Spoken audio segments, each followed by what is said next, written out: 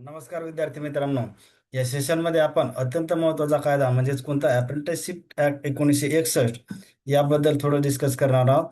तर आपण एक लक्षात घ्या की या ऍक्टवर जे 18 फेब्रुवारीला जे काय ITI प्राचार्याची एक्झाम झाली त्याच्यामध्ये याच्यावर जवळपास 3 ते 4 प्रश्न विचारले. त्याच्यामुळे याचं महत्त्व खूप आहे. त्याच्यामुळे मग तुमचा सर एवढा डिटेलमध्ये ऍक्ट करायचा का? हा, जर 4-5 प्रश्न किंवा 3 ते 4 प्रश्न विचारले तर आपल्याला सगळा कायदा डिटेल करणं इथं थोडंसं म्हणजे गरजेचं वाटते मला. त्याच्यामुळे इथं या कायद्यामधले सगळ्या डेफिनेशन असू द्या, सगळे कलम इथं बऱ्यापैकी लक्षात ठेवणं इथं म्हणजे जर 4-5 मार्काला येत असेल तर तेवढं आपल्याला करावं लागेल. अदरवाईज काय होईल की याच्यामधले जर मार्क मिस व्हायला नको. त्यामुळे ते ज्यांनी स्वतःचा कॉल घ्यावा की खरंच आपल्याला एवढं डीपमध्ये जायचं का नाही, तर मला तरी वाटते की 4-5 प्रश्न आल्यामुळे हा कायदा आपण सगळ्यांनीच डिटेलमध्ये करावा. म्हणजे त्याच्या डेफिनेशन असतील सगळ्या गोष्टी म्हणजे एव्हरीथिंग त्या कायद्यामधलं करणं इथं 5 मार्काला इथे म्हणल्यावर तेवढं आपल्याकडून अपेक्षित आहे. तर कुठलाही वेळ न घालवता आपण लगेच बघू. तर हा कायदा पास कधी झाला तर 12/12/1961 आणि त्याचं इम्प्लिमेंटेशन किंवा कम इंटू फोर्स 1/3/62 म्हणजे 1 मार्चला त्याचं जे काही अंमलबजावणी झाली ती झालेली आहे. टोटल चॅप्टर 3 आहे. Total article 38. आता अप्रेंटिसशिप पण 38 असहज लक्षात आलं की बाबा याच्यात 38 कलम आहेत. पहिल्या चॅप्टर हे प्रिलिमिनरी आहे. त्याच्यामध्ये 2 कलम आहेत. आर्टिकल 1 ते 2 म्हणजे 2च कलम आहेत पहिल्या चॅप्टरमध्ये. दुसरं चॅप्टरमध्ये अप्रेंटिसशिप अँड देअर ट्रेनिंग त्याच्यामध्ये टोटल 3 ते म्हणजे कलम 3 पासून कलम 22 पर्यंत हे कलम आहेत त्याच्यामध्ये. नंतर चॅप्टर 3 मध्ये आर्टिकल्स अथॉरिटीज आहे आणि त्याच्यामध्ये 23 ते 28 कलम आहे. आता असं लक्षात ठेवायचं 23 आणि 3 सहज लक्षात राहते. म्हणजे त्याच्यामुळे कुठे आणि पहिल्या याच्या चॅप्टरमध्ये जनरली 2च कलम असतात. तर ते पण आपल्या सहज लक्षात राहते म्हणजे कुठेही कन्फ्यूज व्हायचे गरज नाही. आता major amendment in this act म्हणजे याच्यामध्ये महत्वाच्या कोणत्या सुद्धा कधी कधी सुधारणा झाल्या महत्वाच्या तर 1973 ला झाली, 86 ला, 2014 आणि अलीकडे 2025 ला सुद्धा झालेली आहे. 2 कोर कंपोनंट सांगितलेले आहे. याच्यामध्ये एक बेसिक ट्रेनिंग आणि OJT on the job training याच्यामध्ये 2 बेसिक कंपोनंट आहे. हे सुद्धा कंपोनंट विचारतात. नंतर रिसेंट अमेंडमेंट कधी झाली तर 11 सप्टेंबर. 11 सप्टेंबरला रिसेंट अमेंडमेंट झाली 11 सप्टेंबर 2025. हे सुद्धा महत्वाचा आकडा वाटते. आता मेजर अमेंडमेंट किती म्हणजे त्याच्या भरपूर झाल्या पण महत्वाच्या कधी 73, 86, 14 आणि 25 हे 4 वर्षे लक्षात ठेवले तरी हरकत नाही. म्हणजे आता अलीकडच्या हे 14 आणि 25 ह्या दोन तरी आपल्याला लक्षात असल्याच पाहिजे. थोडस क्लिअर करतो हा. नंतर बघा चॅप्टर 1 त्याच्यामधलं आपण बघितलं की प्रिलिमिनरी त्याच्यामध्ये 2च कलम असतात. पहिला आहे आता बघा की आर्टिकल 1 त्याच्यामध्ये काय असणार शॉर्ट टायटल एक्सटेंड आणि कमेन्समेंट अँड ऍप्लिकेशन. हा, तर हे म्हणजे शॉर्ट प्रत्येक कोणत्याही कायद्याचं हेच असते चॅप्टर 1 तुम्ही जर ऑब्झर्व केलं. शॉर्ट टायटल एक्सटेंड कमेन्समेंट आणि ऍप्लिकेशन हे म्हणजे जनरली कोणत्याही कायद्याचं जर आपण बघितलं तर आपल्याला हाच आर्टिकल 1 किंवा कलम नंबर 1 मध्ये दिसते. आता 2 नंबरमध्ये डेफिनेशन आहेत. आता 2 नंबरमध्ये डेफिनेशन मग एवढ्या डेफिनेशन पाहून घाबरायचं गरज नाही की शेवटी फक्त काय करा तुम्ही की हा शेवटपर्यंत व्हिडिओ बघा. त्याच्यामध्ये मी शेवटच्या स्लाइडमध्ये सगळ्या ट्रिक्स सांगितल्या हे कशा लक्षात ठेवायचे काय लक्षात ठेवायचे. तर त्याच्यामुळे असं सर एवढे कुठं कलम लक्षात राहतात का तर ते म्हणजे उगाच काही त्याला घाबरायचे कारण नाही. पहिलं 2 A कलम मध्ये ऑल इंडिया काउन्सिल त्यालाच आपण AICT हे आहे. 2 A मध्ये apprenticeship means a person who is undergoing apprenticeship training आणि 2 AAA मध्ये apprenticeship training a training programme in the industry और ऑर्गनायझेशन. आता हे 3 कलम जर बघितले तर आपण 2 A च्या संदर्भात 3 वेळा आला म्हणजे एकदा ए आला, 2 वेळा ए आला आणि 3 वेळा ए आला. पण हे जे 3 टर्मिनॉलॉजी आहे कोणता ऑल इंडिया काउन्सिल अप्रेंटिसशिप आणि अप्रेंटिसशिप ट्रेनिंग हे कशानुसार आले हे डिक्शनरीनुसार आहेत बघा. जर आपण बघितलं तर ALL म्हणजे पहिले हे जर आपण सुरुवात केली ऑल इंडिया काउन्सिल तर म्हणजे AL हे पहिले येईल ना APच्या अगोदर. नंतर दुसरा कोणता आला हे डिक्शनरीनुसार आले 3 शब्द म्हणजे ऑल इंडिया काउन्सिल अप्रेंटिसशिप आणि अप्रेंटिसशिप ट्रेनिंग. तर तिथं कुठेही कन्फ्युज होण्याची गरज नाही, कुठेही पाठ करायची गरज नाही. नंतर 2B मध्ये apprenticeship adviser mention in article 26 मी त्याला अशी खालचं बघून नंतर ट्रिक्स सांगतो मी. 2C मध्ये अप्रेंटिसशिप काउन्सिल सांगितली मीन्स मेन्शन इन आर्टिकल 24. आता बघा 2B मध्ये मी असं BAAS म्हणजे काय 2 मध्ये डेफिनेशन आहेतच हे आपल्याला माहितीच आहे त्याच्यामुळे 2 मी मागे लिहिलं नाही. BA म्हणजे काय हे बी आणि ए म्हणजे काय तर हे अप्रेंटिसशिप ऍडवायझर. बी म्हणजे अप्रेंटिसशिप ऍडवायझर. आणि म्हणजे काय, हे 26 म्हणजे इथं आपला 26 कलम सुद्धा पाठवते की त्याच्यामध्ये अप्रेंटिसशिप ऍडवायझर सांगितलेलं आहे. नंतर 2C मध्ये अप्रेंटिसशिप काउन्सिल, मी 3 वेळा CC लिहिला, म्हणजे काय झालं की सी म्हणजे हा हिचा 2C, नंतर हा सी म्हणजे काय आहे काउन्सिल, आणि हा सी म्हणजे काय हा 24, म्हणजे 3 वेळा सी लिहिला मी. म्हणजे याच्यामध्ये आपल्याला हे बी कळलं की बाबा कलम 24 मध्ये अप्रेंटिसशिप काउन्सिल आहे. इथं मध्ये आपल्याला कळलं की अप्रेंटिसशिप ऍडवायझर 26 मध्ये आहे, तर त्याच्यामुळे मी BAS किंवा बास असं लक्षात ठेवतो, आणि इकडे CCC.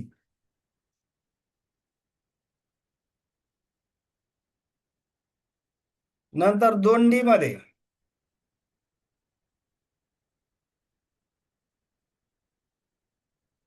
हा 2D मध्ये बघा, 2D मध्ये appropriate government, it means the central apprenticeship council असेल, द स्टेट अप्रेंटिसशिप काउन्सिल असेल, practical training of graduate or technician, नंतर रिजनल बोर्ड असू द्या, any establish of any railway major ports mines on field हे oil field हे पण असू द्या, any government control own or manage by central government, share of government not less than account, म्हणजे त्याच्यामध्ये गव्हर्नमेंटचा शेअर 51% कमी नसला पाहिजे, अशा सगळ्या ज्याच्याकडे शासनाचे कंट्रोल आहे, मालकी आहे किंवा मॅनेज करते त्या गोष्टी, पण त्याच्यामध्ये शासनाचा वाटा किती पाहिजे, 51%, अशा सगळ्या गोष्टी. Cooperation include cooperation source cooperative society, हे सुद्धा त्याच्यामध्येच इन्क्लूड आहे, म्हणजे ह्या सगळ्या गोष्टी अप्रोप्रिएट गव्हर्नमेंटमध्ये आहेत. नंतर 2D मध्ये सांगितले की board or state council of technical education, जसं महाराष्ट्रात आपलं MSBT आहे ना, Maharashtra state board of technical education, तसं ते 2DD मध्ये मेन्शन केलेलं आहे.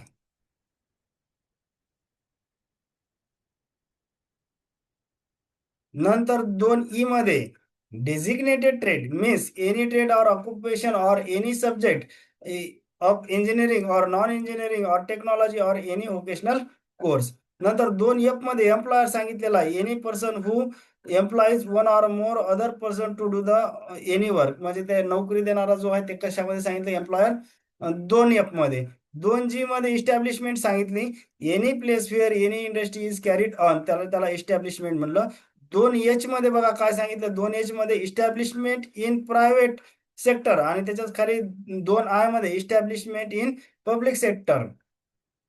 म्हणजे जी मध्ये इस्टॅब्लिशमेंट सांगितली, याच्यामध्ये इस्टॅब्लिशमेंट इन प्रायव्हेट सेक्टर, आणि 2I मध्ये इस्टॅब्लिश इन पब्लिक सेक्टर, हे 3 कलम सिरियली सांगितले. इस्टॅब्लिशमेंट नंतर त्याच्यामध्ये इस्टॅब्लिशमेंट इन प्रायव्हेट सेक्टर, आणि त्याच्याच नंतर इस्टॅब्लिशमेंट इन पब्लिक सेक्टर. नंतर 2J मध्ये graduate or technician apprenticeship include degree or diploma in engineering or non-engineering or technology or equivalent qualification. नंतर 2K मध्ये इंडस्ट्री सांगितली, 2L मध्ये national council means NCTVT, national council for training and training in vocational trades, आणि त्याच्यामध्ये दोन्ही दुसरं optional trade हे सुद्धा सांगितलेलं 2L मध्ये सांगितलं.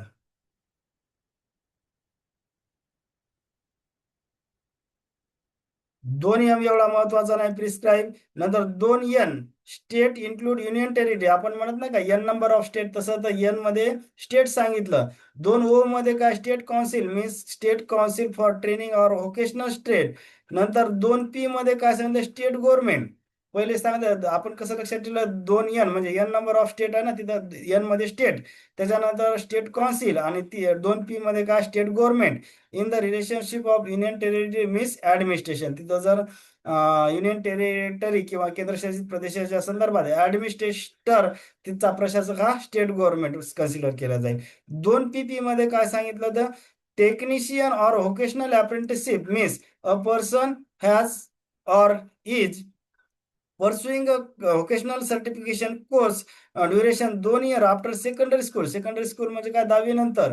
For example vocational stream like electronics, जसं 11वी 12वी मध्ये काही लोक इलेक्ट्रिकल घेतात, नंतर कम्प्युटर घेतात, इलेक्ट्रॉनिक्स घेतात असा, तर त्याला आपण म्हणलेलं आहे व्होकेशनल अप्रेंटिसशिप किंवा technician apprenticeship.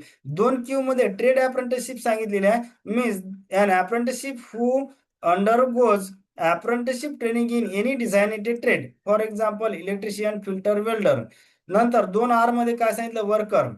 means any person working in the premises of the employer who is employed for the wages in any kind of work, either directly or through any agencies or any contractor who gets his money directly indirectly from the employer, but shall not be included an apprenticeship mentioned in section 2A. आता हे एवढं जरी लक्षात ठेवलं नाही तर फक्त आपल्याला 2R मध्ये वर्कर आहे एवढं लक्षात ठेवलं तरी चालेल. ते मी असं लक्षात ठेवत होतो, आरे कामगारांनो, म्हणजे एखादा त्याचा बॉस असते दिवाळीचा बोनस वगैरे देण्यासाठी तो जरा खुश होऊन, "अरे कामगारांनो, तुम्हाला बोनस देण्याची घोषणा केली." असं काहीतरी म्हणते, असं मी त्याला लक्षात ठेवतो. म्हणजे "अरे कामगारांनो" म्हणजे आर म्हणजे आरे म्हणजे काय आर, आणि कामगार म्हणजे काय वर्कर. हां, नंतर सगळ्यात महत्त्वाचं मी तुम्हाला सांगितलं होतं, की कुठेही घाबरायची गरज नाही. आपण ट्रिक्सच्या माध्यमातून हे सगळे महत्त्वाच्या डेफिनिशन इथं कोणत्या ह्याच्यामध्ये काय आहेत हे आपण लक्षात घेऊ. आता बघा मी सांगितलं 2A, 2AA आणि 2EEE हे कशानुसार आहेत?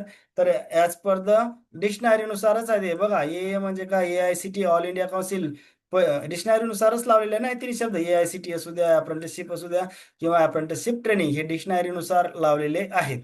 म्हणजे तिथं कुठेही आपलं कन्फ्युजन होण्याची गरज नाही, की इन ए थ्री थिंग्स म्हणजे कोणत्या ए, डबल ए आणि ट्रिपल ए हे कशानुसार आहेत? As per dictionary. म्हणजे हे आपल्याला काही पाठ करायची गरज नाही. आता tricks in BCD as per dictionary हे सुद्धा BCD हे कसे डिक्शनरीनुसार आहेत बघा. बी मध्ये काय अप्रेंटिसशिप ऍडवायझर आहे, सी मध्ये काय अप्रेंटिसशिप काउन्सिल, हे सी आणि हे असा सी सुद्धा लक्षात राहते, काही त्याच्यामध्ये कन्फ्युज होण्याची गरज नाही. आणि 2D मध्ये काय अप्रेंटिसशिप गव्हर्नमेंट आहे.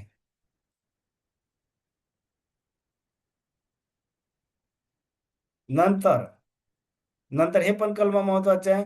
ट्रिक्स ईडी फेकी लेना. आता ईडी एन्फोर्समेंट डायरेक्टोरेट जे आहे ना, ईडी ईडी आपण पेपरमध्ये ऐकतो, ईडी फेकी लेना. ई म्हणजे काय? हा ई म्हणजे डिझायनेड ट्रेड आहे, आणि डी म्हणजे ई म्हणजे कलम ई, आणि हा डी म्हणजे काय? डिझायनेड ट्रेड. एफ म्हणजे काय? हा एफ, आणि ई म्हणजे काय? हा एम्प्लॉयर. के म्हणजे काय? हा के, आणि आय म्हणजे काय? इंडस्ट्री. ले म्हणजे काय? हा एल, आणि ना म्हणजे काय? नॅशनल काउन्सिल, ज्याला NCT-VT असं NCT-VT आपण म्हणतो. नंतर हे खालचे कलम ट्रिक्स बघा. आता कसं आहे, हे याच्यावर प्रश्न फिक्स येण्याचे चान्सेस वाटतात मला. हे 3 कलम फार महत्वाचे आहे. 2J, 2PP आणि 2Q. तर आता बघा, तर ट्रिक्स काय? जे किंवा जे ग्रॅज्युएट, जे पदवीधर किंवा जो ग्रॅज्युएट पी करके वाक वाक म्हणजे काय, दारू पिले किंवा एखाद्या नशिले पदार्थ काय पिल्यावर वाक वाक करते ना, करते, वो क्यू ट्रेड अप्रेंटिसशिप को आते, असं मी एक सेंटेन्स लिहिलं. आता जे ग्रॅज्युएट म्हणजे जे म्हणजे काय? हे कळा, जे ग्रॅज्युएट आला, ग्रॅज्युएट और टेक्निशियन अप्रेंटिसशिप मध्ये पीपी करके वाक वाक. पीपी म्हणजे काय? हा 2 वेळा पीपी, आणि वाक वाक म्हणजे काय? हे वोकेशनल. आपल्या लक्षात येते ना, वाक म्हटलं की वोकेशनल, वोकेशनल और टेक्निकल अप्रेंटिसशिप. आता क्यू ट्रेड को आते म्हणजे काय? हे क्यू आला, आणि हे ट्रेड म्हणजे काय? ट्रेड अप्रेंटिसशिप आलं याच्यामध्ये. नंतर याच्यासाठी कलम 2N, 2O आणि 2P. N number of state आपल्याला माहित आहे. मग एन नंबर ऑफ स्टेट आपण एवढंच लक्षात ठेवलं ना. 2N मध्ये स्टेट आहे, त्याच्यासमोर स्टेट काउन्सिल, आणि 2P मध्ये स्टेट गव्हर्नमेंट आहे. हे सगळे बाकीचे 2O आणि हे 2P हे डिक्शनरी नुसार आहेत. होप करतो बऱ्याच गोष्टी फास्टमध्ये मी सांगितल्या समजल्या. जर थोडंफार जरी काही ट्रिक्स आवडल्या असतील किंवा काही असतील तर चॅनलला आपल्या सबस्क्राईब किंवा लाईक, शेअर, सबस्क्राईब, लाईक आणि शेअर करायला विसरू नका. Thank you.